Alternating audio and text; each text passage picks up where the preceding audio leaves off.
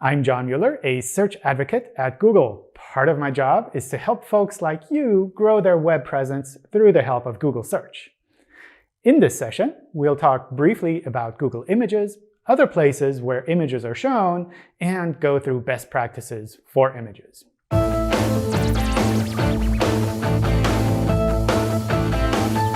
Let's start by taking a look at Google Images. Google Images helps users to visually find web pages for a wide range of tasks. Whether it's kicking off a do-it-yourself project, cooking a meal, styling an outfit, or, as we've recently seen, learning how to cut your own hair at home during the quarantine, Google Images shows users the relevant images and web pages from across the web, so it's as easy as possible to find what you're looking for. In the Google Images results, we show a preview image, attribution, and a headline from the page. Users can expand the preview to find out more about the image and the page's content.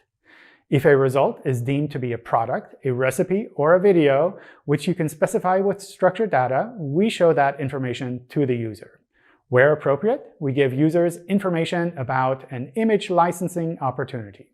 And, of course, there's a big button to visit the page directly. There's more than just Google Images, though. Image previews can also be shown for traditional web search results. They may be relevant to a user's query or representative of a web page. For example, an image of a recipe might be shown. Additionally, there's Google Discover, a neat way for users to explore content about topics they're interested in. In Discover, a relevant preview image may be shown for your pages. In sum, preview images can be shown directly in Google Images. They can be shown as relevant results or as additional context for additional pages in Google Search and as previews in Discover. Before we get too far, I'd like to encourage you to take a step back and think about what you'd like to achieve with your images. Getting the images indexed is rarely the goal. For example, consider these questions. Do users try to search visually for your content? And if so, how might they be searching? What preview of your site's content would they find compelling? And do your pages have an image that's particularly relevant for that page? It's useful to consider these questions from the start. They can help guide you to including your images in a way that's relevant to your site's goals. For example, if you publish your poetry and decorate it with generic floral clip art, it's unlikely that users would be searching for flower clip art in order to read your poetry. On the other hand, if you created those graphics and you want to provide them to others, then that might be a legitimate search query. In the end, it's up to you to determine if and how you'd like content from your website to be shown in Google. You know your audience and your site's goals best. All right, let's take a look at our recommendations for images. Start by providing good context. Make sure that visual content is relevant to the topic of the page. We suggest using images where they add value to the page. Use appropriate page titles and headings to provide context. Remember your users and how they might be searching for your content visually. What are the words and phrases they might use, and are you using them on the right pages? Next, optimize image placement. Whenever possible, place images near relevant text and ideally provide a caption close to the image. Consider placing the most important image near the top of the page. Don't embed important text inside of images. In particular, avoid doing that for page headings and menu items. Not all users and search engines can access text in images, translation tools won't work on images, and often these images don't make particularly useful previews for your site. Use alt attributes. These alt attributes are a way to provide information about the image to users who can't see the images. This is good for accessibility as well as for search engines.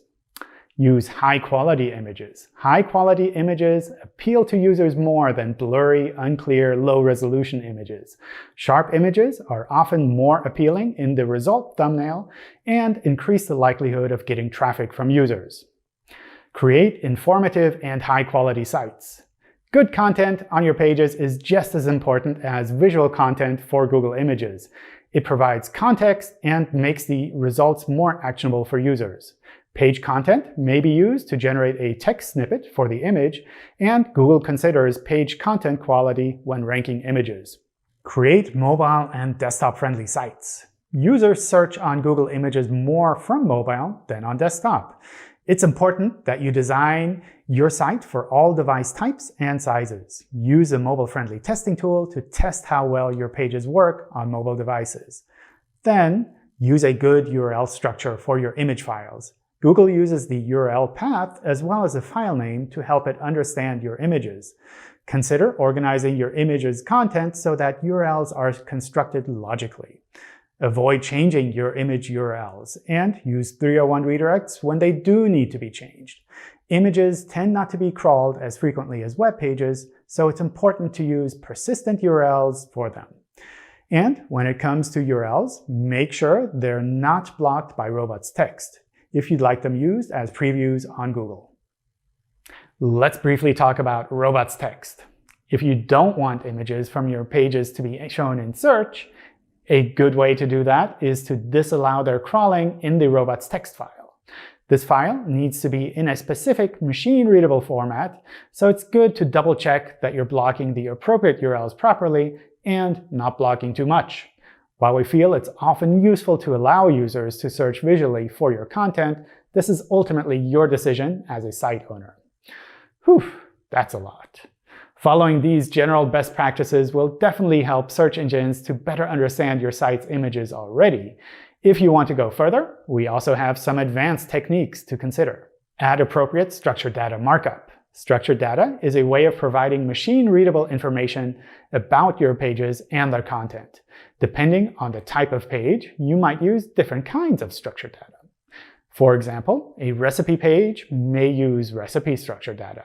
A news article might use news article structured data, and an e-commerce site might use product structured data. We have information about all kinds of structured data in our developer documentation. Consider allowing large image previews. Including compelling, high-quality images in your content is more likely to generate visits from Discover. For large image previews, the images need to be appropriately sized, and the feature needs to be enabled either with the Max Image Preview Large robots meta tag or by using AMP. When providing images, add licensing information. This helps users to understand the opportunity to license images, shows appropriate image credits, and makes it easier for them to acquire a license for the image. This can be done with structured data on the page or metadata within the image. Consider speed. Images are often the largest contributor to the overall page size. We recommend applying image optimization using lazy loading and responsive image techniques to provide high-quality and fast user experiences. Depending on your website, AMP pages may also be an option for making fast-loading pages. That's quite a bit to keep in mind, but how do you get started?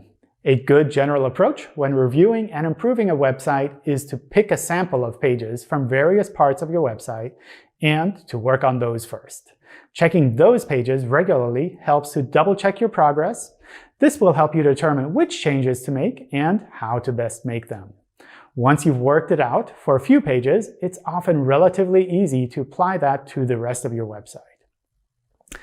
Google Search Console can help you to recognize potential problems and opportunities, as well as giving you insights into how your pages are showing in search.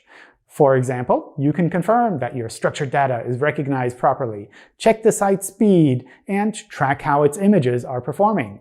Check out the videos on Search Console to find out more. The information from this talk is also available in our developer documentation. I'll add a link to the description below if you'd like to follow up there. Thanks for watching. I hope you found this lightning talk useful and insightful. If you have any comments regarding this session or would like to help us to make these videos even better, please leave a comment here with the video.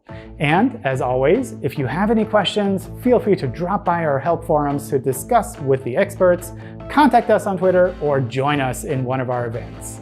Bye, everyone.